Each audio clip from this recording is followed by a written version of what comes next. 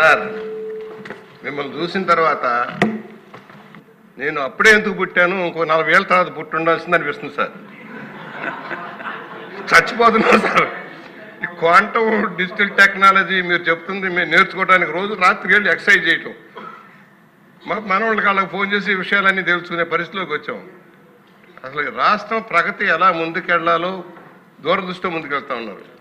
ఆ రోజున మొదటిసారి నన్నే మాట్లాడమన్నారు విజయవాడలో మహానాడులో రిఫార్మ్స్ సందర్భంగా. మీరు ఎవరు భయపడకపోతే నన్ను మాట్లాడమని నేను మాట్లాడా. ఆ రోజున ఒక మాట చెప్పాను సార్. ఆ రోజున సముద్రాన్ని చిలికినప్పుడు ఆలహాలం పుట్టింది, ఎవరో దాన్ని మిగటానికి సిద్ధంగా లేరు. అలాగే ఈ రిఫార్మ్స్ ఆలహారం మీరే స్వీకరించాల్సిన పరిస్థితి వస్తుందన్నాను. వచ్చింది. ఆ రోజున ఓడిపోయాం. కానీ దేశానికి మేలు చేశారు. మీ వల్ల దేశంలోనే రిఫార్మ్స్ వచ్చినాయి. నేషనల్ రోడ్ నెట్వర్క్ కానీ పవర్ సెక్టర్లో కానీ రిఫార్మ్స్ వచ్చినాయి. ఇవాళ పవర్ అవసరం ఏంటో తెలుస్తూ ఉంది. మీతో పాటు మేము 82 నుంచి కూడా చూస్తూ ఉన్నాం. మళ్ళీ గుర్తుకొస్తూ ఉన్నాయి. ఆ పాత బుల్లెట్లు ఇచ్చేవాళ్ళు, సెకండ్ హ్యాండ్ బుల్లెట్లు ఇచ్చేవాళ్ళు.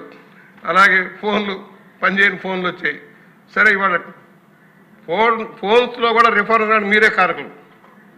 మొత్తం రిఫార్మ్స్ తెచ్చి డీసెంట్రలైజేషన్ చేయించిన తర్వాత, రెగ్యులేషన్ చేయించిన తర్వాత మార్పు వచ్చేసింది ప్రపంచవ్యాప్తంగా.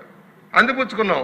కనుక మన బిడ్డలకు ఇవాళ విదేశాల్లో ఉన్న మన బిడ్డలు మిమ్మల్ని రోజు తలుచుకోవడానికి కారణం ఏంటంటే మీరిచ్చిన స్ఫూర్తి, మీరిచ్చిన ఇంజనీరింగ్ కాలేజీ, మీరిచ్చిన టెక్నికల్ కాలేజీల వల్ల చదువుకొని ఆంధ్ర తెలంగాణలోని బిడ్డలంతా ఇవాళ ఉన్నత స్థానానికి వెళ్ళారంటే మీరు తీసుకున్న నిర్ణయమే కారణం.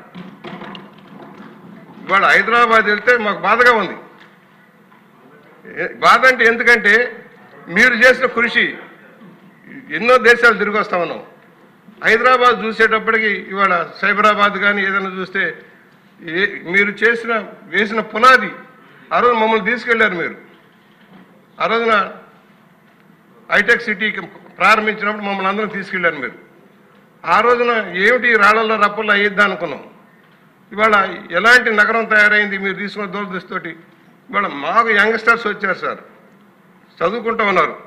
రేపేమిటి 47కి మీరు చెప్తా ఉన్నారు. 47కి మేము ఉంటాము పోతాం మాకు తెలియదు, కానీ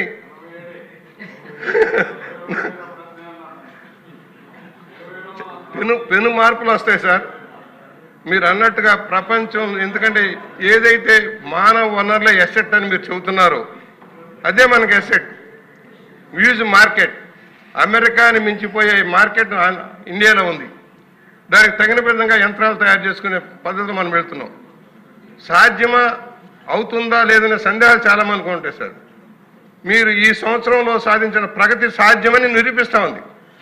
ఇన్ని లక్షల కోట్ల పెట్టుబడి తేగలిగారంటే ఒక రాక్షస ప్రభుత్వం నుంచి నమ్మకం కోల్పోయిన రాష్ట్రాన్ని మళ్ళీ నమ్మకం కలిగించి పరిశ్రమలు రావడానికి, ఉపాధి లభించడానికి కారకులయ్యారంటే మీ కృషి, మీ మీద ఉన్న నమ్మకం, కాన్ఫిడెన్స్ మా అందరిలో కూడా రావాల్సిన అవసరం ఉంది. కృషి చేస్తాం. మేము కూడా ఎంతవరకు వీలేదు అంతవరకు కృషి చేస్తాం. ఒకటి, రాష్ట్రం అంతా కూడా మీరు చాలామందికి తెలియాల్సింది ఏంటంటే మీరు విజన్లో వివిధ ప్రాంతాల్లో డెవలప్మెంట్ ఎలా ఉండాలని నిర్ణయించారు. ఆ విధంగా ముందుకెళ్తా ఉన్నారు.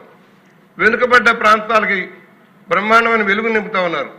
మేము అనంతపూర్లో చూసినా, తిరుపతిలో, చిత్తూరులో చూసినా ఆ డెవలప్మెంట్ మనకు, వెనకబడ్డ ప్రాంతాల్లో డెవలప్మెంట్ మాకు కనపడతా ఉంది. వ్యవసాయంలో మార్పు కనపడతా ఉంది. ఇవాళ అందుకనే మీరు తీసుకున్న స్ఫూర్తి మేము ముందుకెళ్తున్నాం. మా అందరికి ఒకటే, తెలుగు జాతి ముందుకెళ్ళాలంటే ధైర్యంగా ముందుకు సాగాల్సిన అవసరం ఉంది. మళ్ళా రాక్షసులు వస్తారు అనే నమ్మకం ఎవరిలో ఉండటానికి వీలు లేదు. ఎందుకంటే ఒక రాంగ్ ఇంటర్ప్రిటేషన్ ఇవ్వడానికి ప్రయత్నం చేస్తూ ఉన్నారు వాళ్ళు, గోబెల్స్ ప్రచారం ద్వారా, తప్పుడు ప్రచారం ద్వారా.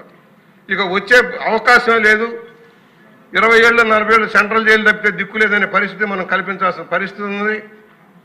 కాన్ఫిడెన్స్, పెట్టుబడిదారులకి కాన్ఫిడెన్స్, ప్రజలకి కాన్ఫిడెన్స్.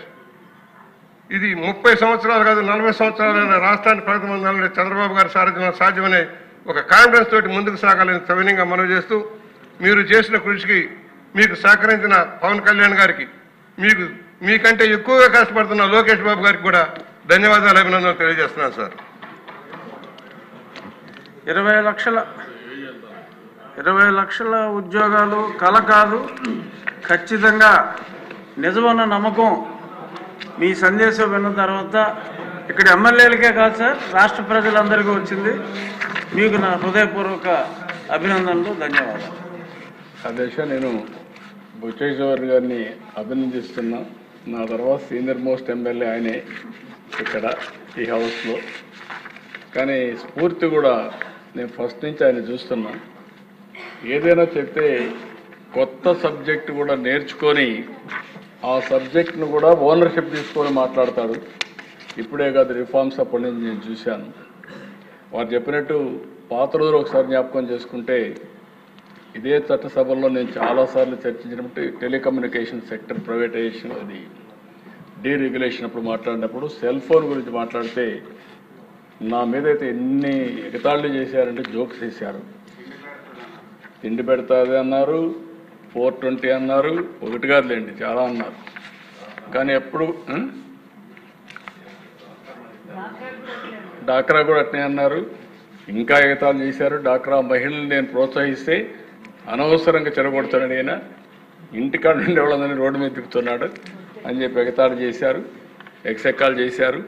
కానీ అధ్యక్ష, ఒకటి మాత్రం సాటిస్ఫాక్షన్, మనం చేసే పనులు శాశ్వతం. సుదీర్ఘ రాజకీయాల్లో నేను మనుగడ సాధించానంటే నేను నమ్ముకున్నది, నేను చేసిన కష్టాన్ని నమ్ముకున్నా.